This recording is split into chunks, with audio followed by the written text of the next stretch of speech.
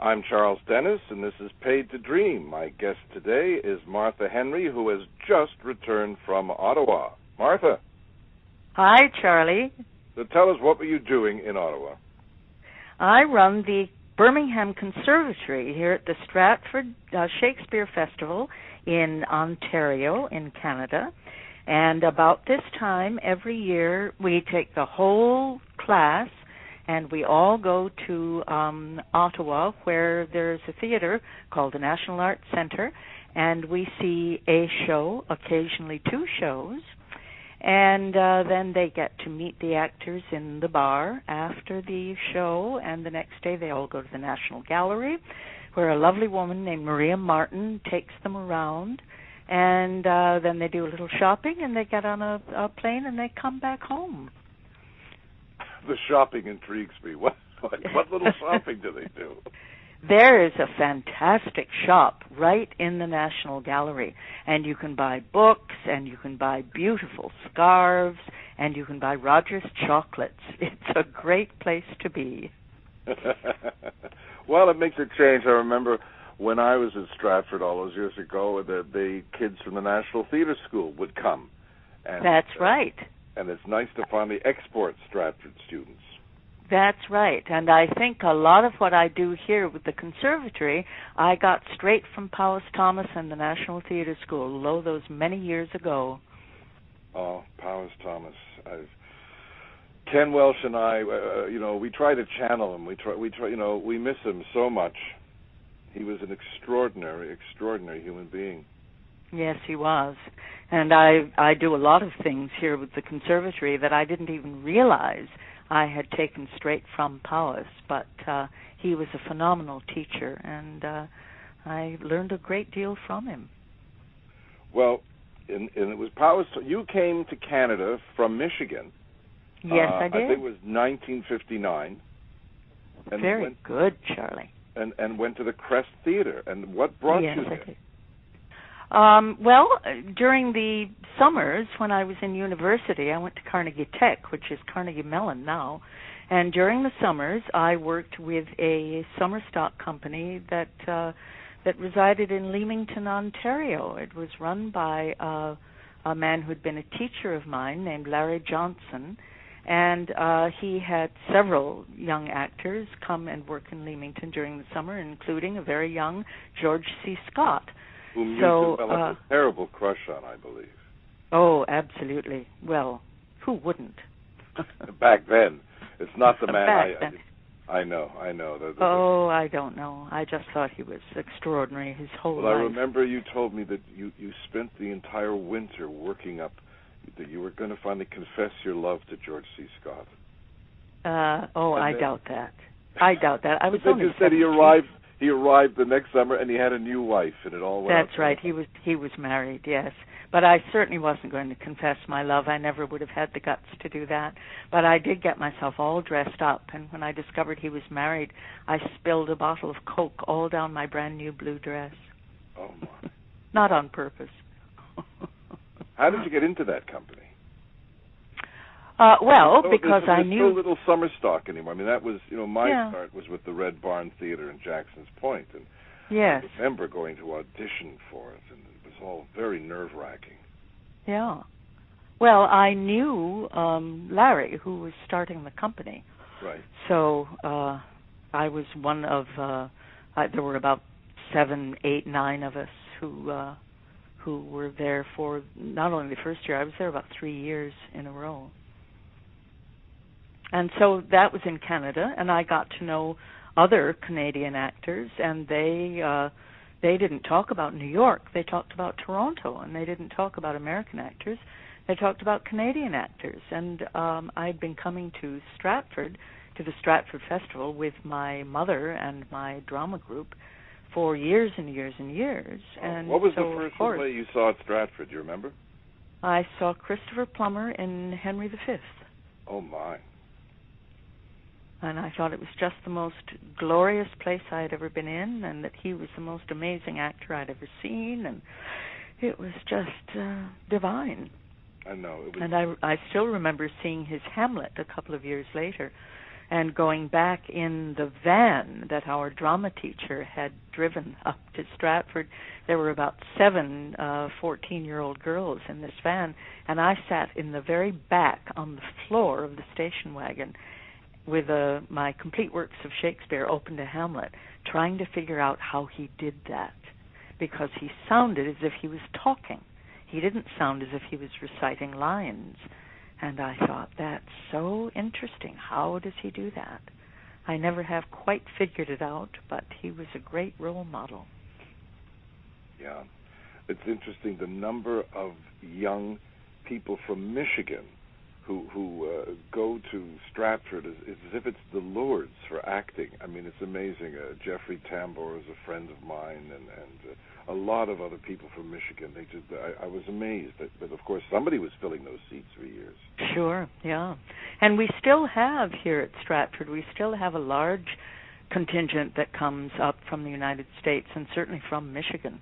Well, the Detroit and Windsor are next to each other, and then bingo, it's only another 2.5 hours or something from there. So I guess yes, if that, it really isn't much of a jump at all.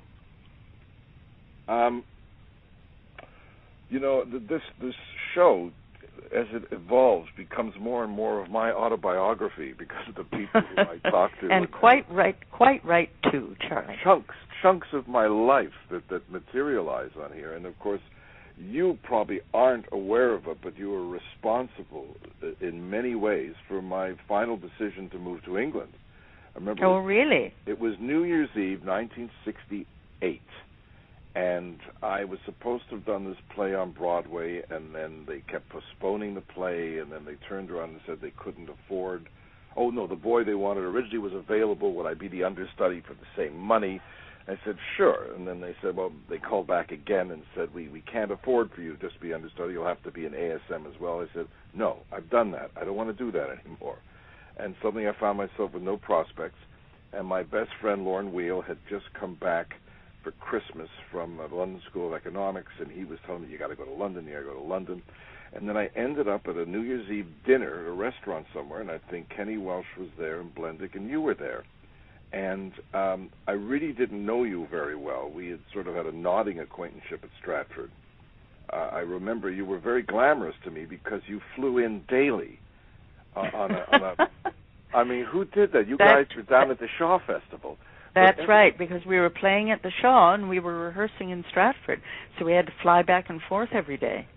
Yeah, and I remember once going out to the field, and I said, "This is extraordinary. This is so un-Canadian. These people are flying in." And I think we sort of nodded at each other in passing at the theater. That was it. But suddenly, we found ourselves seated next to each other, and you started telling me about London. And a couple hours later, I ended up in Bill Hutt's suite. A whole gang of us turned up there, and Jimmy Blendick was the final one who gave me the push and said, "You must go. You must go." And there were only 2 people I knew there: my friend Lorne and you. And I became your date all that year. Remember? That's right. Yes, we went a lot of places. We went a lot of places together. I was thinking about all the different shows that we saw. And then this woman, remember there was that Greek woman you said, we must go, Astasia Papasanasiou? She did a one-woman Greek show. Oh, my God, what a memory. That's right. I'd forgotten all about her. Did we ever hear of her again? No. I kept thinking maybe she was Ariana Huffington or something. She'd come back in some other... I think she did all the women in Greek theater in one night. It was... Yeah, I think so. Good for you. Yeah. Oh, we went to see Much Ado at the RSC, and I took you to that musical of Tale of Two Cities with Edward Woodward, and you said, "Oh, yes." You fell in love with him. It was amazing. Yeah. Edward Woodward. Edward Woodward. And then, of course, we saw Brief Lives, and that. Oh my goodness, that's right. We went to see Brief Lives. John Vernon was there promoting the Hitchcock film, I think. Uh-huh. And John...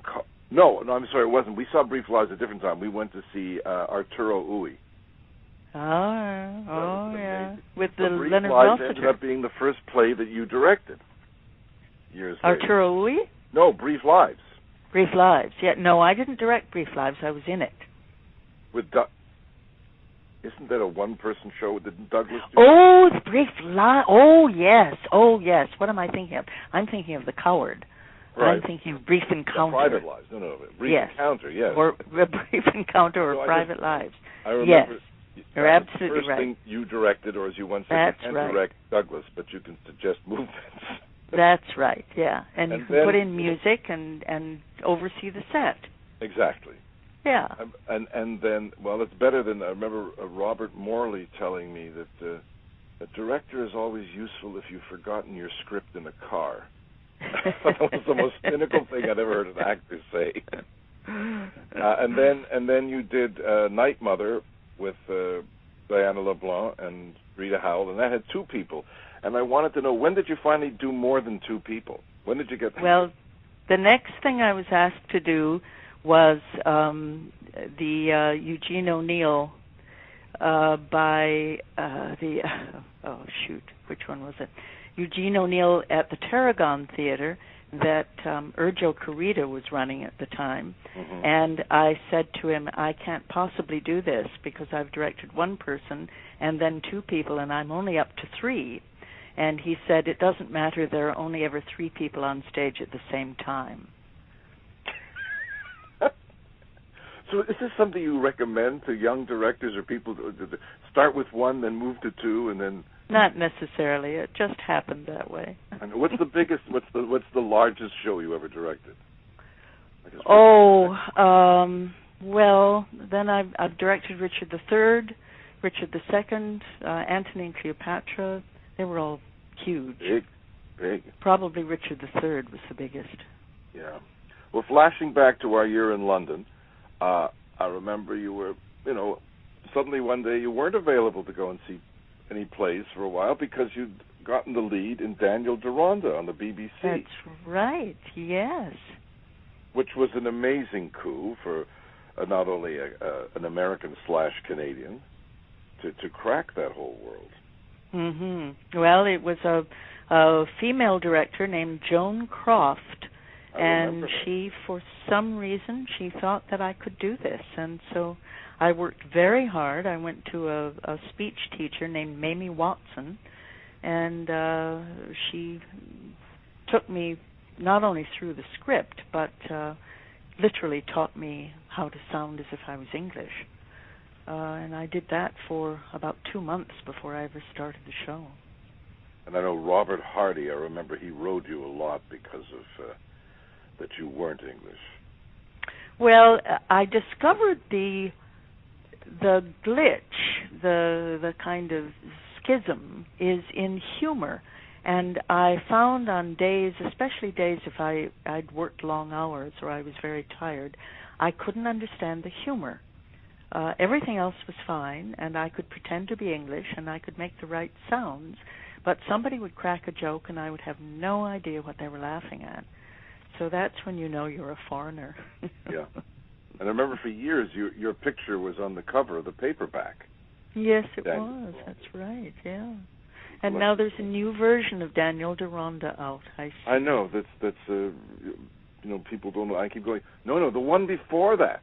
The one before that, yeah. But it's funny how people become stuck in stuff. Robert Hardy, who then was, the biggest star on British television, or one of the biggest. Yes, he was just wonderful. And now he's the evil minister of magic in the Harry Potter movies. Oh, right, yes, yeah. And he was on All Creatures Great and Small, too, for quite a long time. It's wonderful in England.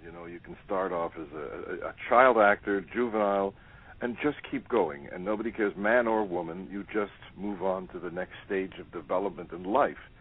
Yeah, certainly that's right. In the United States, for an actress, 35, now you will go into limbo for 35 years. Yeah, that's right. And it's we do that here. We kind of sit, I guess, between both extremes. We don't kick people out when they're that age, unless that's the kind of career they want. If they're only geared toward television and film, then they've got the same kind of age limits that you have in the States. But if you work in the theater, you can work for quite a long time as long as you have your health. Yes, yes. I remember that same year after Daniel Deronda, or I think it was that year or the next year, you also made your West End debut in Who Killed Santa Claus? That's right. And I played Honor Santa Blackman.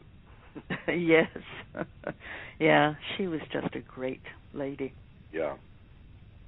And then you went to New York after that, I think, to Lincoln Center. I went to the Lincoln Center. I was there for 2 years. Mm-hmm. Playboy of the Western World, which I had seen you in. That's when I got my secret crush I never told you about, when you did it at the Central Library Yes, earlier on. Yeah, with Douglas. Yeah. Yes, with Douglas, and then you were when you were at Lincoln Center, you had been Viola, I remember, in Canada, and then you switched over to Olivia, to Blythe Danner's Viola. I played Olivia with Blythe Danner, and she and I were pregnant at exactly the same time. We didn't know each other very well, and I was walking by her during lunch hour, about the second week of rehearsal. She was sitting there eating cottage cheese, and I don't know what made me stop, but I stopped and I said, "Are you pregnant?" She said, "Oh, my God, yes, how did you know?" And I said, "I don't know how I knew, but I'm pregnant as well." And she said, "Please don't tell anybody. If anybody knows, they won't let me do any of the fights. As you know, Viola has to do a sword fight." And she said they'll be very protective, and they won't let me do anything, and I'll have to sit down all the time. So I didn't tell anyone, and she didn't tell anyone about me. And we announced it on the closing night party that we were both pregnant. And her daughter, who turned out to be Gwyneth Paltrow, was born on my daughter's due date, and my daughter Emma was Rain's born on due dates. Yes, on her daughter's due date. Wow. So I always know exactly how old Gwyneth Paltrow is. And René Aubergenois was Malvolio in that production. Yes, he was. And the amazing Moses Gunn, who I just was Orsino, which I thought was, well, that was the beginning of colorblind casting. Yes, I guess it was, although there's no reason why Orsino, of course, can't be black. No. I'm working on a one-man show about Canada Lee, who was this extraordinary... Oh, yes, of course, black actor. He played Basolo in Duchess of Malfi in whiteface. Did he? Really? Yes, because they wouldn't let a black man in 48 or 49. Wow. Isn't that wild? Well, we have come a certain distance, haven't we? It's nice to know.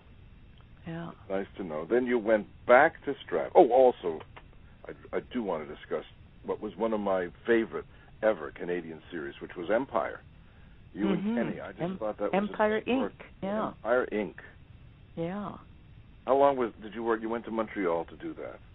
Yes, we shot them all in Montreal. I think we did 6 episodes, and we didn't block shoot, so we did one episode after the other, and got to spend some time in one of the greatest cities, of course, in the whole world. Oh, absolutely. I'd be and back the whole there. set was in French because, of course, we're in Montreal, and most of our directors were French. We had René Bonnière and Denis Arcand, and Denis Arcand has been in L.A., of course, with a couple of his films. And the crew was, for the most part, French, and it was French spoken on the floor. So it was akin to being in England. You had to be very alert to make sure you knew what was going on. I remember seeing you in an episode of Wojak, where you were an Egyptologist. You remember that?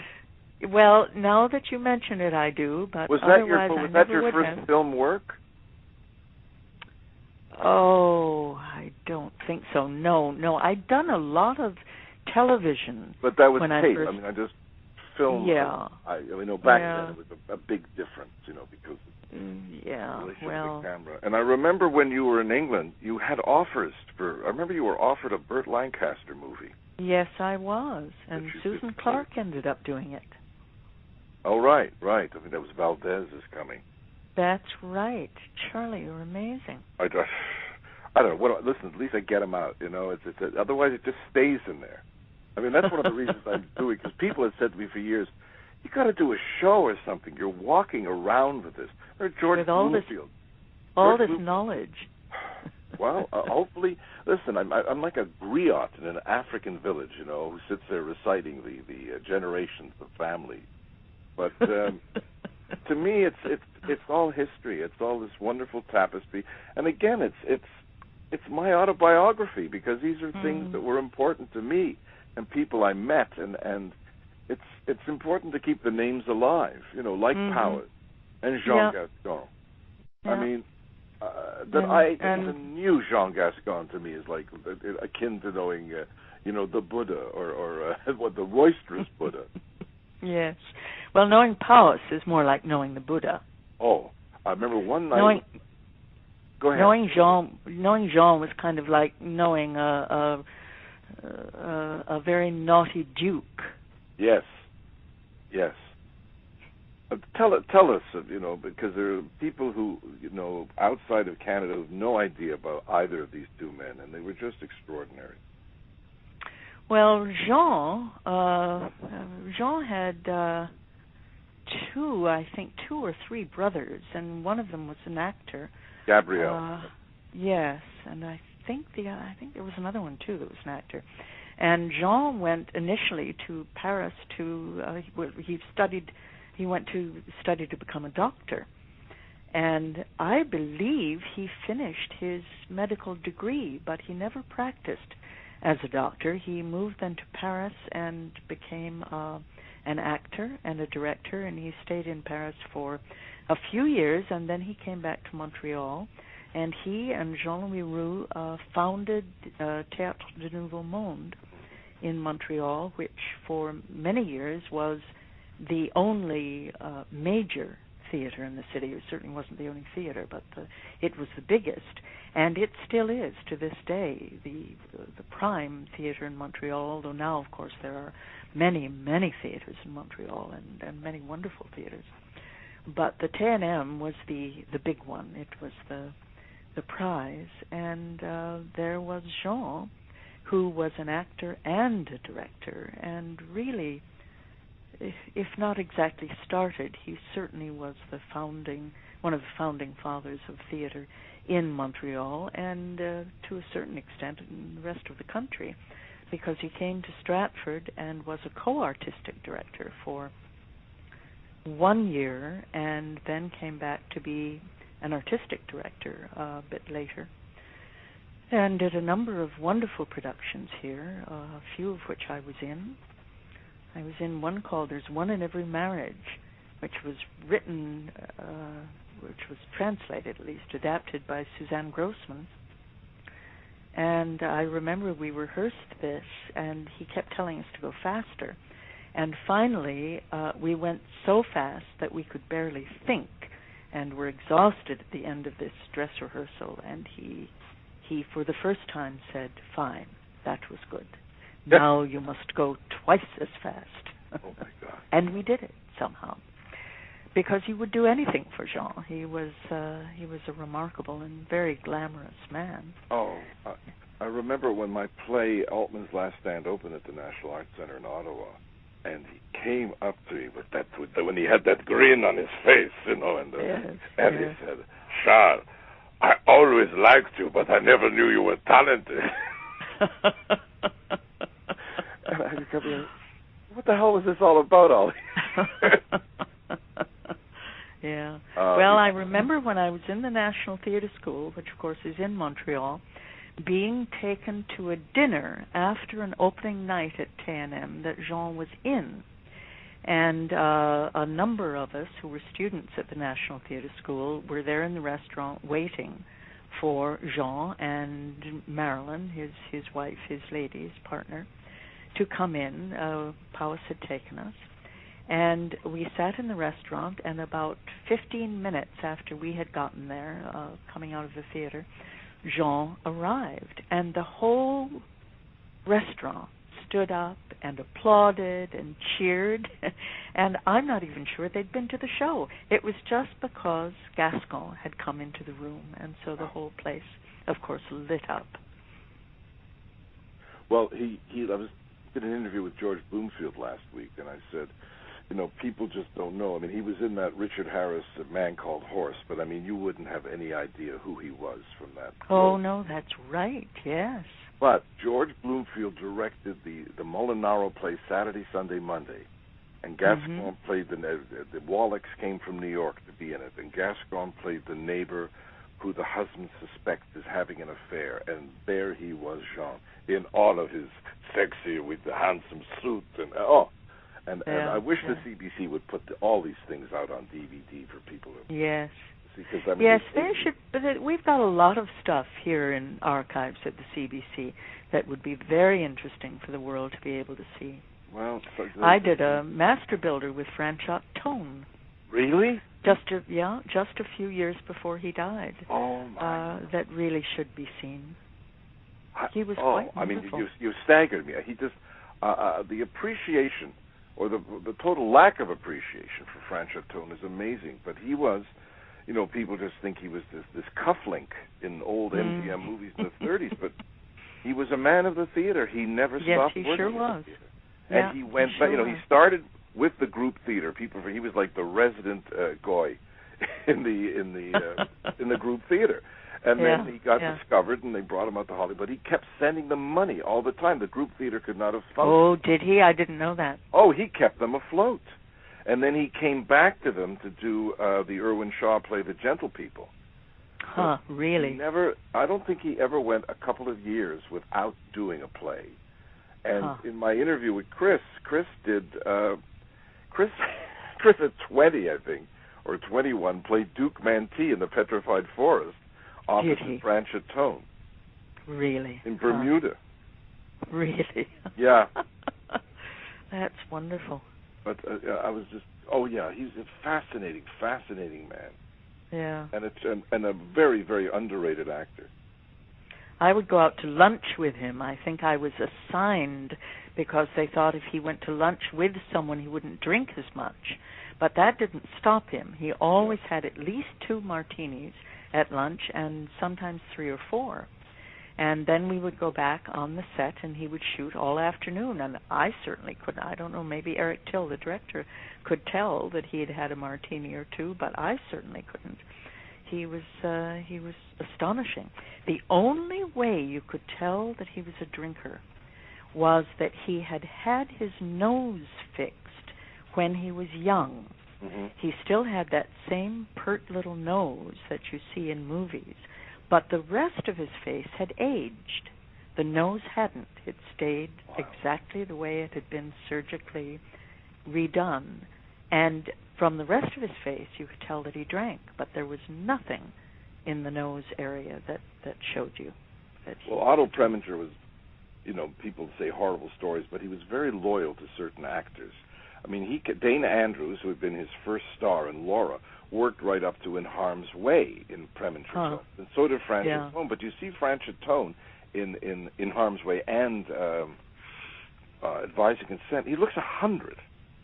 Yeah. And I don't think he lived past mid-60s. It's just scary. Oh, I'm pretty sure he was in his 70s when he came up here to do Master Builder. I'm pretty sure he was. 70, 71, I think, right around there. Wow. Well, I'll double-check this later. Okay. Did you not... I've always meant to ask you, did you do Venus Observed? Yes. Mm-hmm. And was that not the show where they accidentally erased the tape before it went on the air, and you guys had to do it again? Yes, I think it was. I think that was the one. We were sitting waiting for it to come on, and and the screen went blank, and it said, "Sorry, technical difficulties," and they played some music or something. Yeah. And then you had to come back and do the show again? No, I think they found another copy somehow, or they put it together again. We didn't have to reshoot it. Wow. Amazing. Now, for a woman who didn't do a lot of films, suddenly by the 80s and 90s you were winning Canada's Genie Award, which is the Oscars of Canada for Best Actress. Mm-hmm. I loved making movies. I just loved it.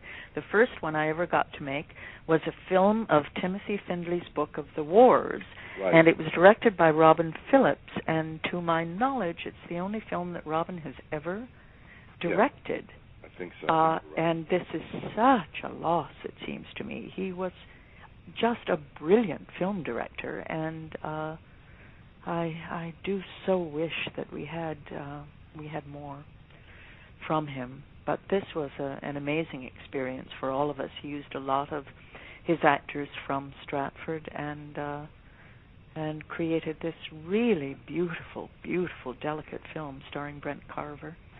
And I was in it, and Bill Hutt was in it, and Dominique Blythe was in it, so Claire Coulter, lots of people. Wow.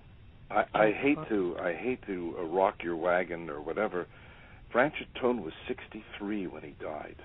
No. Yes. No, Charlie, no. Listen to me, darling. He was born in 1905, and he died in 1968. Oh, no. How I is know, that so possible? now I'm trying to figure out what year. He wasn't even 60, perhaps, when you did that. I'm telling you, he looked like hell. Yeah, well, he looked as if he was in his 70s. Yeah. I'm shocked. Oh, well, it's stay away from Mr. Booze. That's all I can say. It's yeah. Wow. Good grief. That's terrible. Yeah. And I remember. Anyway, it's the nose I remember. That's an amazing because story. the nose didn't change. Yeah. So let's go on from the Dancing in the Dark was your next genius. Yes, was that the next one? But yeah, Dancing in the Dark. Yeah, I did a few. And then we did a long day's journey. Did you go to Guyana to shoot that? We went to Guyana to shoot Mustard Bath. Wow. How was that experience? It was fascinating.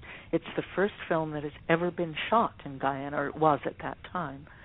And the country was extraordinary. I'd never been to a country like that. And of course it infused the whole of the film. The only problem was that I had one long monologue to do that the poor camera guy got out of focus during the shoot, and we had to reshoot it in Toronto in a big warehouse, so it really wasn't the same thing at all. That's always broken my heart. But it was a very interesting film from a very interesting director. The film before that he had directed was a film about two dope addicts, and it was just the two of them locked away in a room somewhere. And this was the second film he'd ever done. Daryl Wozak, I think his name is. Mm-hmm. You've probably got that there, don't you? I don't. You could probably tell me what his last name was. I mean, I could probably. Anyway, very, very interesting man, very bright, and a real film buff and addict. And I've always been waiting to see more from him. And then Long Day's Journey, and you and Bill Hutt were married again, but not one of the happiest marriages. We were indeed. And we had two glorious sons named Tom McCamus and Peter Donaldson. Mm. And Peter Donaldson just died at the age of 57. Oh, dear. And his memorial was this past Sunday. A great actor, a great man. Terrible loss. So my sons are going before me. It seems not right somehow. Very strange, very strange. And then you played Boris Karloff's role in The Lark. My friend, I'm very good friends with Michael Lindsay Hogg, and he said, Charlie, I got a wonderful, wonderful woman's playing Boris. I said, what? Martha? Whose idea was that? Well, it's the Inquisitor, you know. I mean, it can be anything. He, she can be anything. Right. But did you say, I'd like to play this part? Or did they say, Martha, what about you doing this? Well, it was offered to me, and I said yes. I liked him very much. He's a lovely guy. Oh, he's just great. We've known each other for I don't know, 30, 35 years now. He was supposed to direct this play of mine, The Alchemist of Cecil Street, the notorious Alchemist of Cecil Street, and then it all went south, and for years wasn't done, and we finally recorded it 2 years ago with Bryan Cranston and Ed Asner, and we're hoping to finally get a stage mounting of it.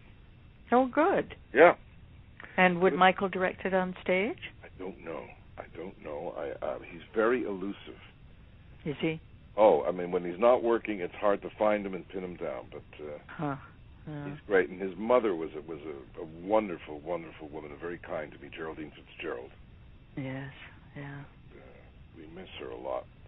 But, you know, as I go through all of this stuff, or this whole body of work, I keep going, where's the comedy? You know, I remember when I got to know you in London, I went, this woman is the exact opposite of what she plays on stage, which is, you know, what acting's all about. You know, we have our masks that we present to the world. But I just always found you so funny and delightful, and I just wish you'd done more comedy. Well, I've done some. Searching her mind. What did I do? That was Francetone? No, well, no. I actually always thought Mary Tyrone in Long Day's Journey into Night was very funny. She had a wicked sense of humor. Unfortunately, the young man who directed the film didn't think so, and I think he was. I don't think he was very interested in her jokes. They were very dry, but they were certainly there. He just didn't shoot any of them, which I always thought was a shame. Yeah. Especially when she was on morphine. You know, she was a wicked lady. And I played Helena in A Midsummer Night's Dream. That was funny. Yes, but I mean, you would have to agree. It's been mostly, you know, the tragedy, the ground. Well, you know, actually, and I'm sorry I never got to see you in Sweet Bird, but she's a riot. Yes, she is. She's a very funny character. All the women. Yes, she is. The Tennessee Williams women are all funny, but I just... Yeah. Yes, they are. Sometimes unwittingly so, but nonetheless, yeah. Now, are you on stage this summer? I'm going to play Margaret in Richard III, and Shauna McKenna is playing Richard. That's very bold. Yes, and very interesting, I think. I can't think of many women who could pull that off, but if anyone can, she certainly can. Well, I can think of a couple of women who played Hamlet, but I don't think I know of any women who played Richard III.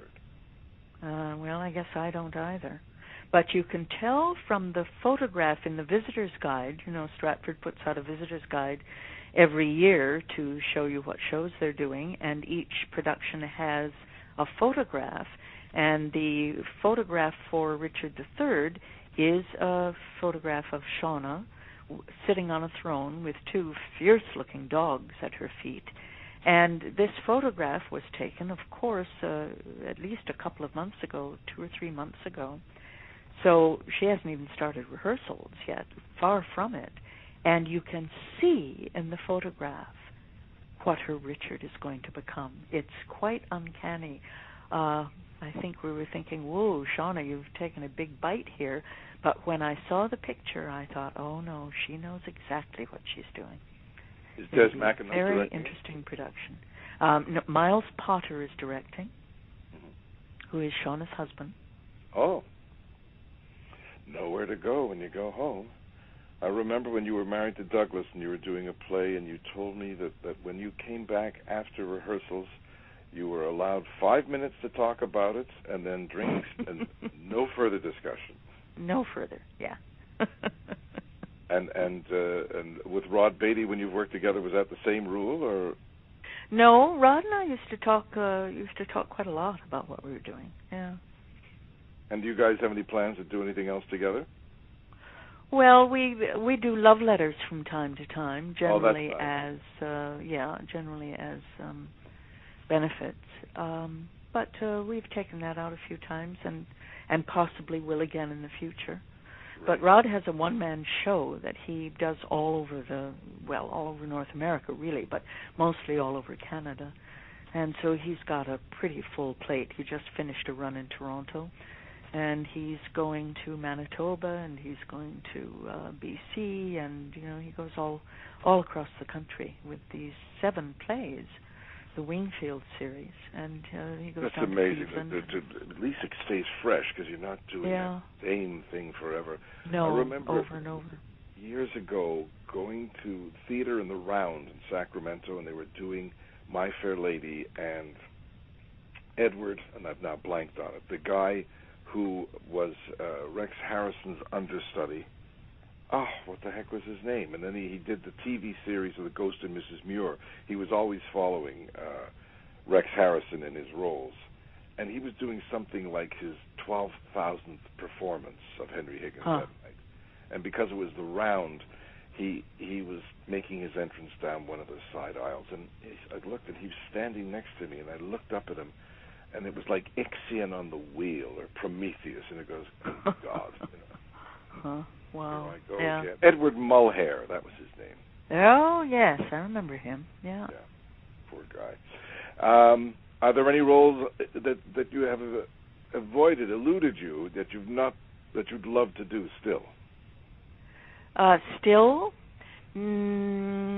would like to play the grandmother in August Osage County, but I doubt that that's going to happen because it's already being done here.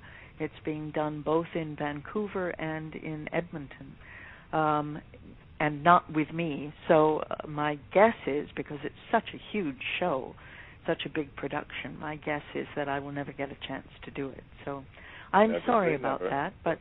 Never say never.